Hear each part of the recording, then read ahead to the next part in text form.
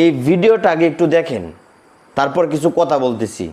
এটা 3 রকমের ধর্মের লোক বেশি আছে, খ্রিস্টান, ইসলাম আর হিন্দু। 100 জন খ্রিস্টানকে যদি একই প্রশ্ন করে তোদের ভগবানকে, একবারই বলবে আমাদের ভগবান ঈসা মসিহ, যিশু ক্রাইস্ট। মুসলমানকে জিজ্ঞাসা করবে 3 থেকে 5 মানে মৃত্যুর আগে পর্যন্ত, যাকে এই তোদের ভগবানকে, একই উত্তর দেবে, ভাই আমাদের ভগবান হলো আল্লাহ। হিন্দুদেরকে যদি একই প্রশ্ন করা হয়, ভাই তোদের ভগবানকে, কনফিউজ। 100% হিন্দু 100% কনফিউজ, জানে না ভগবানকে। দ্বিতীয়ত, যদি তুই মুসলমানকে জিজ্ঞাসা হয় তোরা মসজিদে কেন যাচ্ছিস, ওদের শেখানো হয় মসজিদে যেতে হবে নামাজ আদায় করার জন্য। সপ্তাহে ওরা 100% একদিন মসজিদে যাবেই। তুমি যদি খ্রিস্টানদের জিজ্ঞাসা করো তোমরা কেন কোথায় যাবে, কোথায় যাও না, আমাদেরকে একদিন তারা চার্চে যাবে। কেন? ঈশ্বরে প্রার্থনা করার জন্য। ওদের শেখানো হয় জন্মের থেকে, এটা সংস্কার। আর হিন্দুদের যদি জিজ্ঞাসা করে তোমরা মন্দিরে কেন যাচ্ছ, হ্যাঁ আমার ছেলের বিয়ে হচ্ছে না, আমার মেয়ের বাচ্চা হচ্ছে না, আমার বাবা হসপিটালে আছে, কালকের আমার মামলার ডেট আছে, আমার ব্যবসা খুব খারাপ, আমার শরীর খুব খারাপ।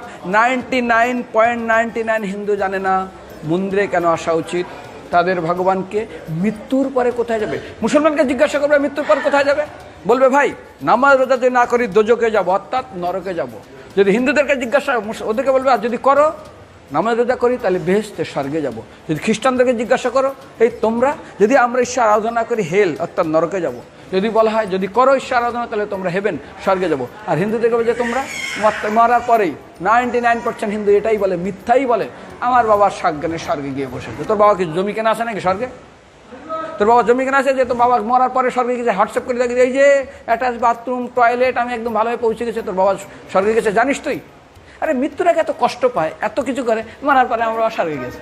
আরে যখন পুলিশে কোনো কয়েদি কোনো অপরাধীকে ধরে 2-4টা ডান্ডা মারে, তারপর থানায় গিয়ে আরও ট্রিটমেন্ট করে, তারপরে কোর্টে বিচারে, তারপর জেল খাটে, মৃত্যুর আগে এত কষ্ট করে আমরা মারা যাই, মারা পরে আমার বাবা স্বর্গে গিয়ে বসে আছে, ওর বাবার জন্য জমি কেনা আছে না, এরকম বলা যাবে না। এই জন্য আমাদের শাস্ত্র বলে পরলোকগত, স্বর্গীয় বলে না।